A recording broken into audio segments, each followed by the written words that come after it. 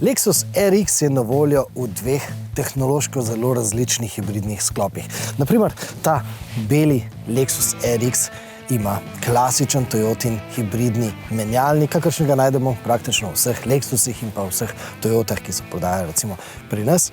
No, Lexus RX pa je lahko na voljo tudi s klasičnim, bolj evropsko popularnim, klasičnim samodejnim menjalnikom, na katerega so pripeli en majhen elektromotor, da so mu lahko rekli tudi hibrid. No, jaz imam z Lexusom RX za sabo dve avtocestni izkušnji. Dvakrat sem se z RX-om zapeljal do Milana po avtocesti, seveda, in razlika med tema dvema različnima RX-oma v porabi je bila na 100 km kar 1,8 litra. Zdaj, predlagam, da vstopimo v Toyotin šolski center in se o različnih teh Toyotinih menjalnikih poučimo iz prve roke.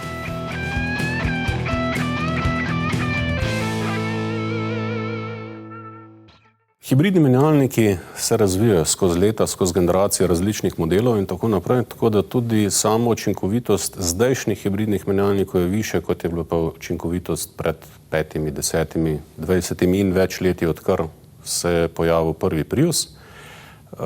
Je pa bistvena razlika, poleg tega, tudi v tipu samega hibridnega pogona. Toyotini modeli in Lexusovi modeli, vsi so full hibridni modeli.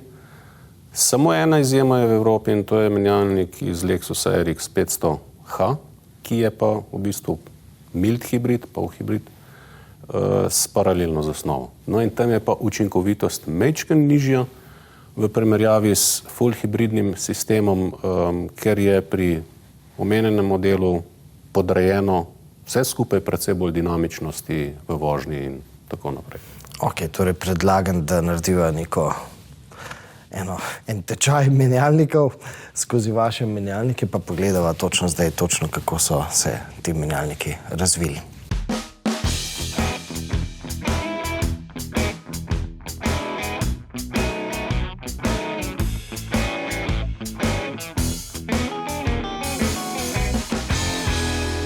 Klasični ročni menjalnik, recimo v prerezu, kot ga vidimo tukaj, seveda pri tej zadevi pogonski agregat bi bil z moje desne, čelno z vaše strani.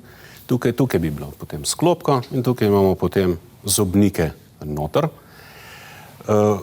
ki jih lahko tudi vidimo.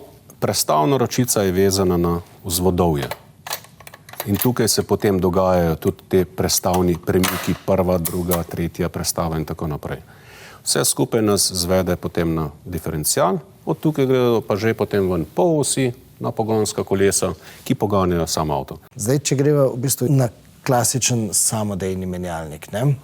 To je hidravlični, samodejni, hidravlični avtomatski menjalnik. Več izrazov za to poznamo? Se pravi, najbolj popularen, klasičen samodejni menjalnik, kakšnega poznamo že.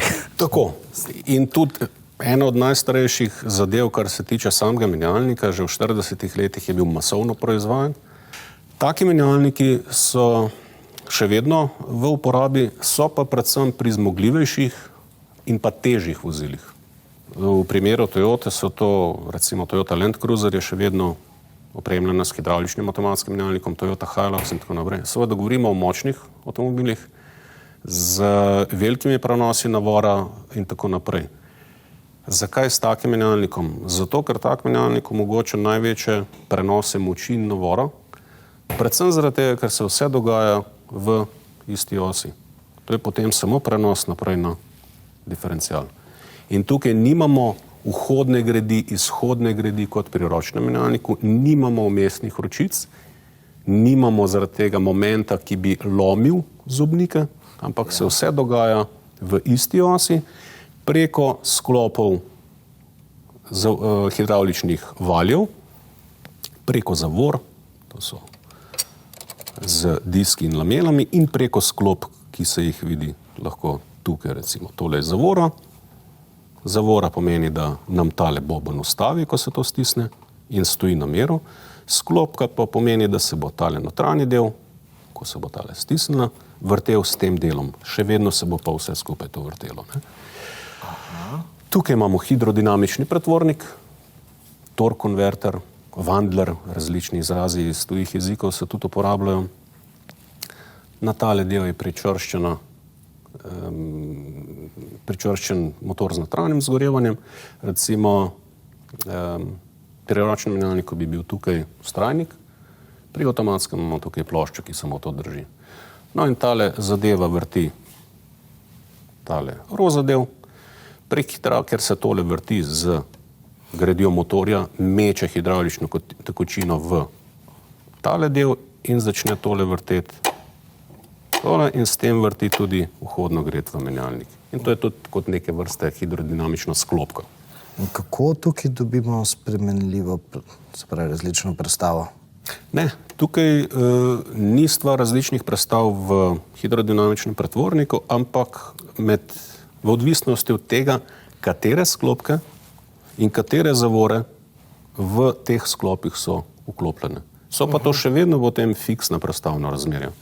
Prvo prestavno razmerje. Pravi, imamo več v bistvu teh različnih kombinacij, teh zavora plus sklopa. Ja.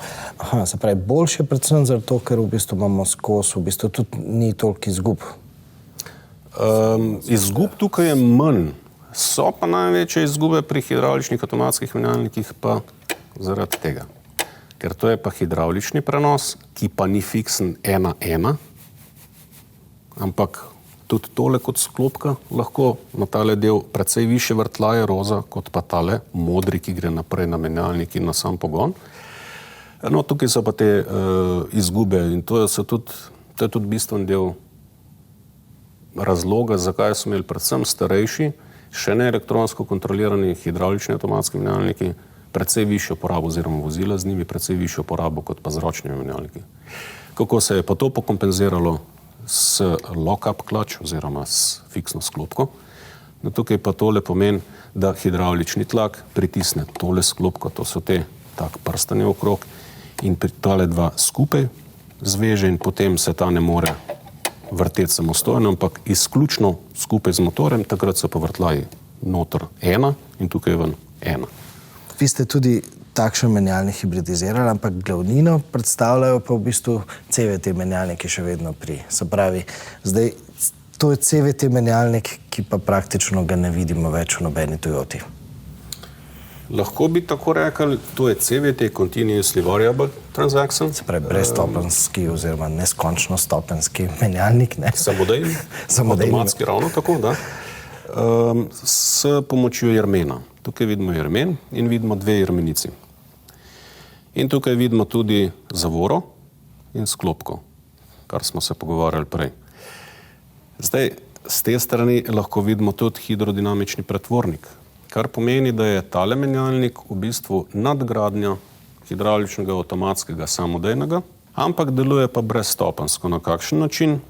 Tole je sicer v prerezu, je pa to kot plastenka s tekočino. Ko jo napolnimo, bo se začela tale plastenka širiti in ko bo tole začelo se širiti, se bo tale del jermenice približeval v mojo levo smer, zaradi tega se bo tale konus zmanjšal in bo odrinil tale jermen na ven, tega pa skupaj.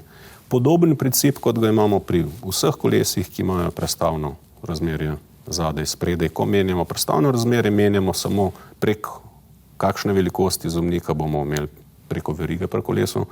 Prednji zobnik, zadnji zobnik, večji, manjši. To je ta princip, vedno pa preko jermena. Ta primer jermena ni vlečen jermen, kot so bili v začetkih CVT menjalnikov, ampak je tlačni, kar pomeni, da te segmenti jekleni tlačijo segment pred sabo in na ta način prenašajo pogon iz hidrodinamičnega motorja, iz motorja hidrodinamičnega motorja preko vhodne jermenice, izhodne na reducirano zobljenje in na diferencial po osi pogonska kolesa. Ampak to ni hibridni menjalnik. To nima nobene veze s hibridnim menjalnikom. Hibridni menjalnik pa je? Hibridni menjalniki pa nimajo jermenov. Nimajo in vi ste v bistvu kaj? Pri Toyoti vi zato pravite ECVT, ne? Ja. Še vedno imamo brezstopenskost, neskončno stopensko, stalno spreminjajoče se prestavno razmerje, ne? Kako pa zdaj to deluje? No, tako kot ste omenili, ja, ECVT, ravno zaradi tega, da bi tudi seveda, vsi v naši branži, v naši mreži in tako naprej, dobro razumeli, da menjalnik brezstopenjski z jermenom, kot smo ga pregledali, s hibridnim menjalnikom nima popolnoma nobene veze. Zato tisto je CVT, to je ECVT. No, mislim, ima vezo glede na to, da hočemo imeti stalno spreminjajoče se prestavne razmere. Tako. Ki naj bi bilo optimalno glede na dane parametre uporabe, vožnje in tako naprej. Sam hibridni menjalnik, konkretni primer je zadeva, zdaj že 27 let stara, iz Priusa prve generacije. Tukaj ne bomo videli jermenov, zobnikov kot v ročnem menjalniku, hidrodinamičnega pretvornika kot pri brezstopenjskem jermenskem ali pa hidravličnem avtomatskem menjalniku, ampak bomo imeli samo par sklopov. Avtomotor z te strani, gret iz avtoga motorja je vezana na vhodno gret v menjalnik in ta gret je vezana potem na planetno gonilo. Planetno gonilo je tole. Planetno gonilo se reče zaradi zadeve, če boste tukaj pogledali noter,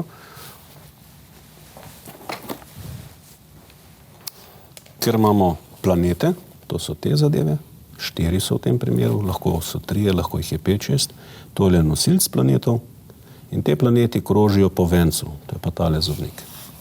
Seveda, planeti pa krožijo okrog Sonca, ki je pa v sredini znotraj in se ga zdaj noter, če ga pogledamo, ga bomo videli. To je pa v bistvu tale zadeva. Se pravi, imamo Sonce, to, kar smo noter gledali, potem imamo v tem primeru na modelu 3 planete, na nosilcu planetov in imamo venc. Tale zadeva je pa tole modro. No in na Sonce je vezana glavna gred bencinskega motorja. Samo. Zakaj imamo te planete in kaj dejansko te planeti, kako spreminjajo prestavno razmerje? V hibridnem menjalniku Toyotinih Lexusovih modelov je, kot rečeno, glavna gred bencinskega motorja vezana na Sonce. Ja. Generator, tale zadeva, tukaj lahko vidimo navitje, statorja in pa rotor, je vezan na nosilc planetov, tole je na tem modelu rumeno, medtem ko je elektromotor, to je pa na samem menjalniku tole, se pravi navitje elektromotorja in pa stator, ki se vrti, je pa vezan na venc. Ja.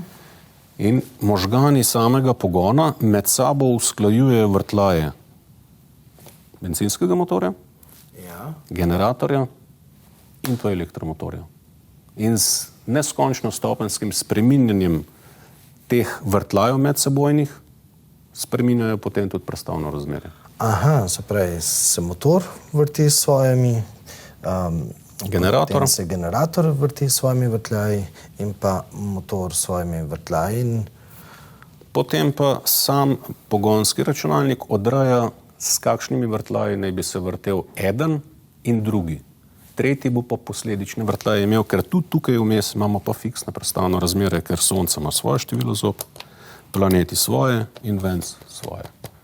Recimo, da vozilo stoji.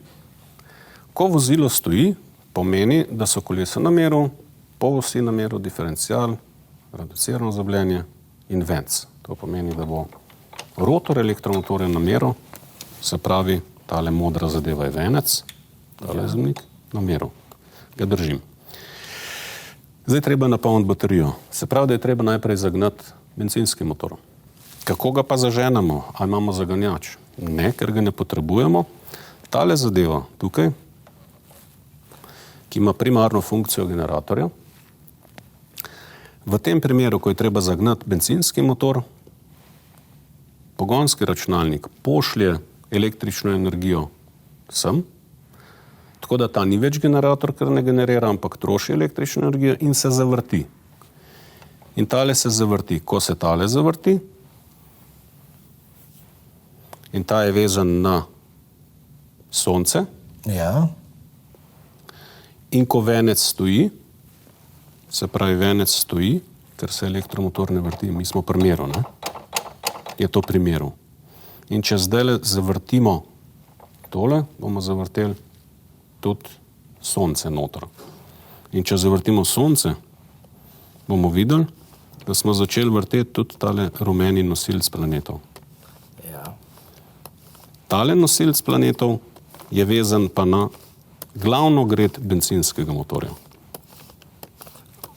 Seveda. In zdaj trošimo energijo, ker pošiljamo iz baterije električno energijo na generator oziroma elektromotor v tem primeru. Ampak, ko bo bencinski motor začel delovati, bo on prevzel vlogo tistega, ki nekaj vrti. In v tem primeru zdajle, vidimo, da nosilc planetov vrti sonce, pa začne tale generator pa dejansko proizvaja električno energijo in se polni baterija v zadku vozila. Ok, samo če se mi spuščamo po klancu navzdol, motor, v bistvu takrat motor ne deluje, ne? Mi polnimo, kot rekuperiramo. Kako takrat v bistvu kolesa dejansko polnijo baterijo? Gremo po klancu navzdol z neko srednjo hitrostjo. Ja. Popustimo pedal za plin. Prva stvar, ki se bo zgodila, bo, da se bo izklopil bencinski motor. Tako. Ker ni več potrebe po njegovem delovanju, se bo on izklopil. To pomeni, da se bo izklopil bencinski motor, tale gred je vezan na nosilc planetov. Tukaj je nosilc planetov tole rumeno. Zato ga bom kar prijel. Mi se še peljemo. Kar pomeni, ker se peljemo, se vrti elektromotor in s tem venec. Tole. No in zdaj, v trenutku, ko popustimo pedal za plin, prva stvar je izklop bencinskega motorja, on se zaustavi, venec se pa še vedno vrti, ki je vezan na elektromotor, tale zadeva. No, ampak zdaj seveda, ker ne potrebujemo pogona, ta elektromotor ne dobiva električne energije iz baterije, ampak jo začne proizvajati, ker ga poganja inercija samega vozila, kinetična energija samega vozila vrti tale elektromotor, ki pa zdaj postane generator, začne spreminjati mehansko energijo oziroma kinetično energijo v električno in jo pošilja v baterijo in polni baterijo. Se pravi, se ne vrti v drugo smer? Ne. Je pa še enkrat vse skupaj odvisno od hitrosti pa načina delovanja pogona. Generator MG1 se pa lahko vrti v eno ali drugo smer. Da. Aha, se pravi, načeloma imamo tako v bistvu, da potem, ko mi sploh pri kakšnih električnih avtomobilih rekuperiramo in se pač v drugo smer zavrti. Pri električnih avtomobilih ne, ker tam nimamo generatorja, ampak imamo samo en elektromotor, ki je tudi generator. Tam se elektromotor vrti v drugo smer. Tako je kot tukaj. Če bova dala v D vožnje naprej, se bo tale elektromotor zavrtel v eno smer. Če bova dala v R, se bo zavrtel v drugo smer in se bo avto peljal vzvratno. Aha. Pri električnih vozilih. Tukaj sicer tudi. Ampak tukaj imamo potem še tretjo zadevo, generator, ki se pa lahko vrti, tudi če se mi peljemo naprej, lahko vzvratno smer ali pa drugo smer, ker je pač mehansko povezan v tem planetnem gonilu medsebojno sonce, nosilc planetov in pa venc. In zakaj recimo te motorji, rečemo temu tuljo, ali pa ko gremo recimo v kakšen klanec in pritisnemo in od njih želimo določeno moč? Ja, pri ročnem menjalniku, kar smo pogledali prej, je takrat, ko je sklopka popuščena, razmerje med vhodom v menjalnik, se pravi glavno gradivo bencinskega motorja, pa med izhodom iz menjalnika fiksno. Prva prestava, druga, tretja, fiksno. Pri brezstopenjskem menjalniku fiksnih prestavnih razmerij ni. Je pa še ena zadeva zanimiva, kar so inženirji upoštevali, sicer, da izkoriščenost avtomotorja ali pa bencinskega motorja ni enakomerna skozi cel režim vrtljajev, od prostega teka, karikiram 1000 vrtljajev na minuto, pa do maksimalnih vrtljajev, karikiram 5000, 6000 vrtljajev na minuto. Ampak se spreminja v odvisnosti od teh vrtljajev. In ko se peljemo s nekim full hibridnim pogonskim sistemom, kar je naprimer v tem primeru in vseh novejših, recimo Toyotinih in Lexusovih modelih, bo ta motor delal samo na vrtljajih oziroma bo lovil vrtljaje, kjer ima višjo izkoriščenost. Vedno bo pa eno število višje od tistega, kar potrebuje, da bo zadostil pedalu, pritisku na pedal za plin in tako naprej. Seveda, to je en del odgovora. Drugi del odgovora je pa dejansko, da ni mehanskega, fiksnega povezovanja ali pa vezi med gradjo motorja in pa kolesi, kar pri ročnem menjalniku je. Ja, ampak še vedno, zakaj je potem ti zvok, da gre počasi in pa drži v bistvu tisto, kje pride do tega, ker bi pričakoval, da bo, ne vem, da bojo vrtljaji skočili. Zakaj se ne spremenijo hitrejše? Ali? Ja, recimo, zakaj v bistvu tako se skupaj dogaja? Pri full hibridih je vožnja zelo mehka. To je brezstopenjski menjalnik, elektromotor ima zelo pomembno vlogo pri samem pogonu, pri speljevanju, pri vožnji in tako naprej.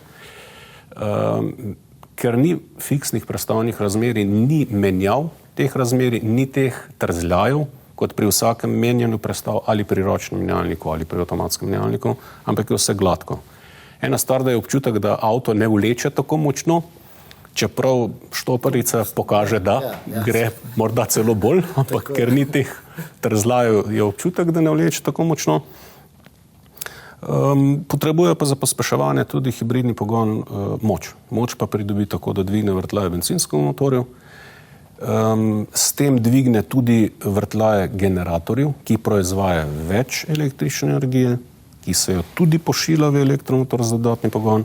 Poleg tega prihaja pa še do kontramomenta na menjalniku, ki pa mehansko pospešuje sam menjalnik. Ne bi pa zahajal zdaj v podrobnosti, da ne bomo zatavali kam predaleč. Zdaj, samo eno vprašanje še. Zdaj tukaj vidimo verigo, zdaj pri tem CVT-ju smo videli v bistvu jermen.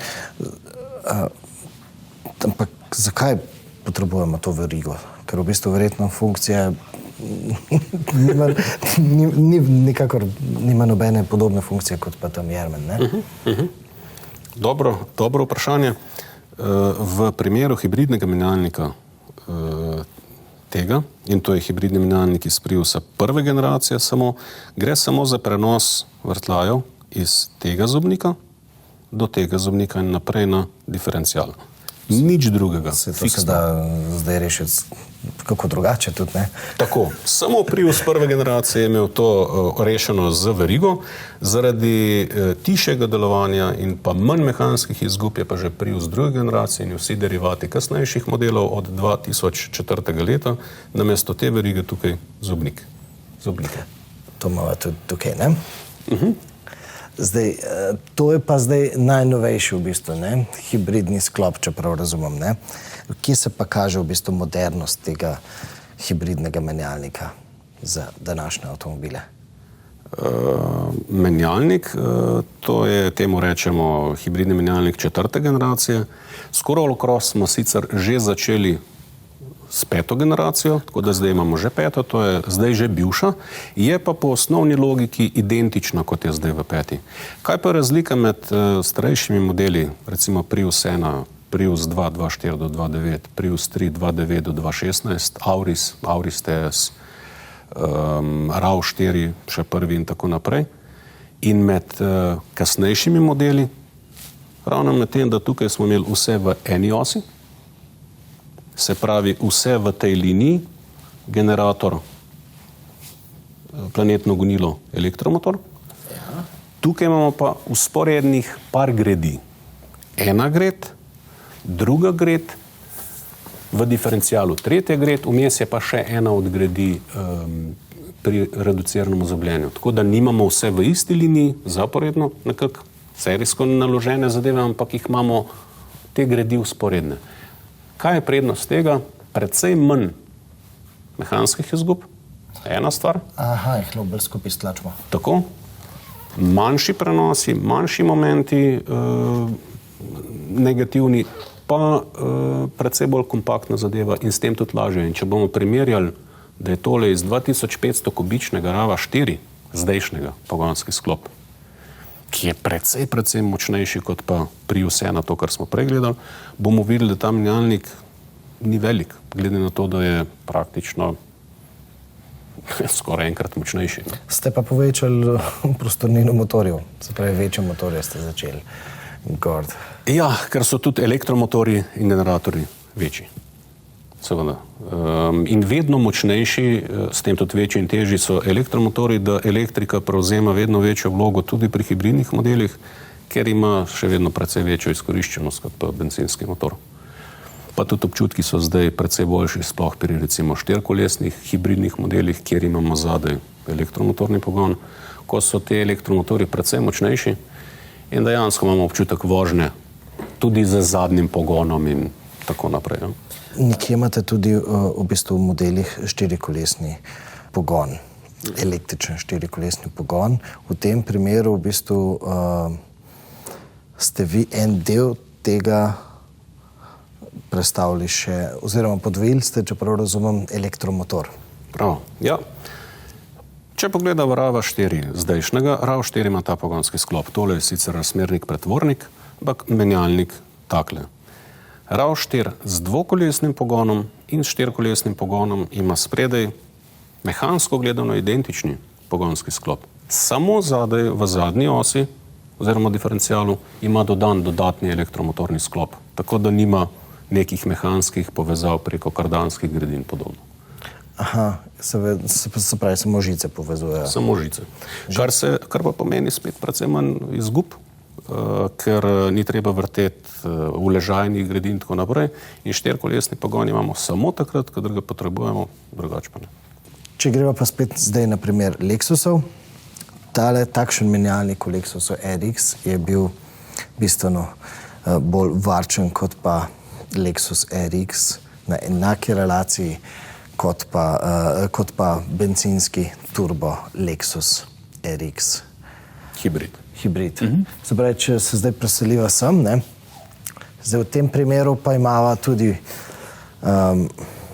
zakaj pa je to hibrid v bistvu? Tukaj imava klasičen menjalnik.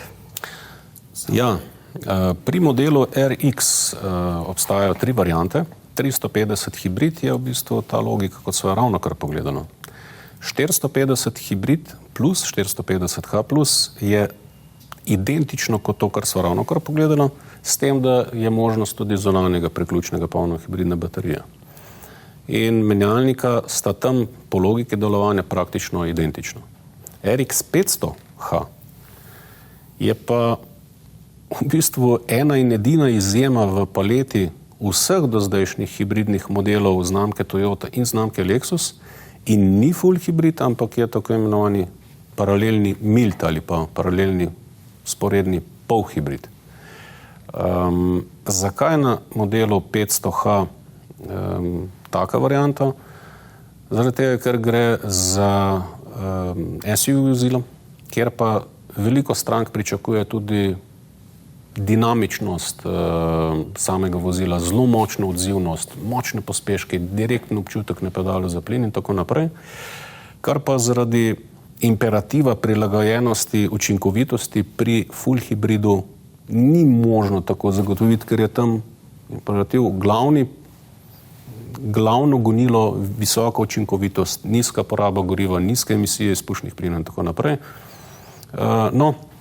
Zato se je na modelu RX 500H odločilo, da se gre v polhibridni zaporedni sistem, ki je pa drugačen. Tukaj pa nimamo planetnega gonila, kot smo prej tamle gledali, nimamo 2 elektromotorjev, generatorjev in tako naprej, ampak imamo to, kar sva se že pogovarjala, mogoče v grobem naročnem menjalniku. Tukaj pride bencinski motor, naprej tukaj imava eden elektromotor, in na koncu imamo 6-stopenjski hidravlični avtomatski menjalnik. To, kar sva ta princip, ki smo ga pogledali prej, tamle s hidrodinamičnimi pretvorniki in tako naprej. Čeprav tukaj ga nimamo hidrodinamičnega pretvornika, izgube, da nimamo teh izgub, ampak je bencinski motor vezan direktno na mokro sklopko noter. Za njo je elektromotor, še ena mokra sklopka, hidravlični 6-stopenjski samodejni menjalnik in naprej pogon na diferencial in pa pogonska kolesa.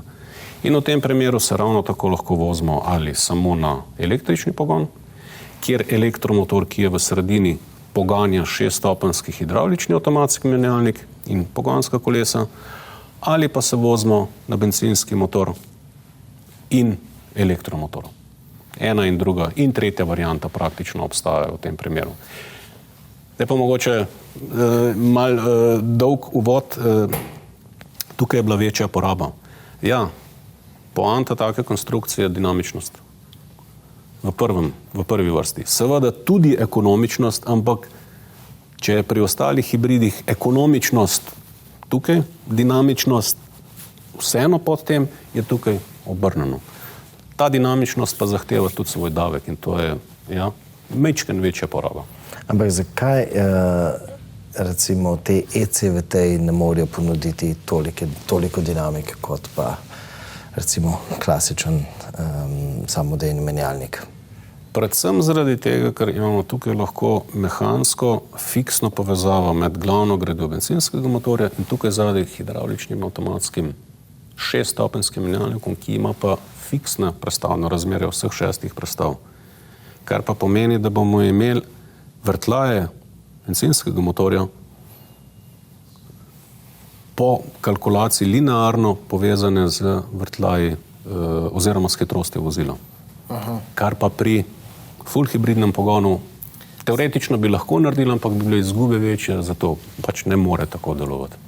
Tukaj imamo pa vseeno nek menjalnik zadaj s 6 fiksnimi stopnjami, tako kot 6-stopenjski kakršenkoli menjalnik. Pogosto tudi za občutek. Tako, točno za občutek v tem primeru. Če bi mi recimo dinamičnost ustvarili tudi s tem, da bi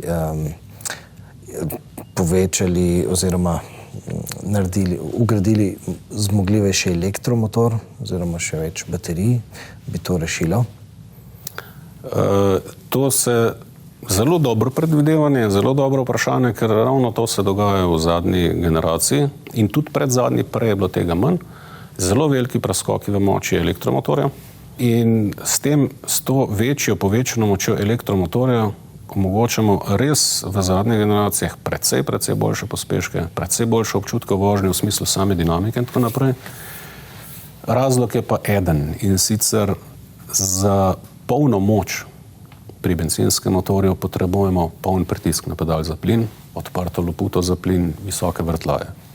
Pri elektromotorju je pa drugače. Elektromotor takoj, ko prejme napajanje, lahko deluje z maksimalnim navorom, navor je pa pospeševanje. No in to je točno ta del zgodbe, katero ste pravilno zasnovali. Boljše pospeševanje lažje omogočimo z močnejšim elektromotorjem, kot pa z modifikacijo benzinskega motorja.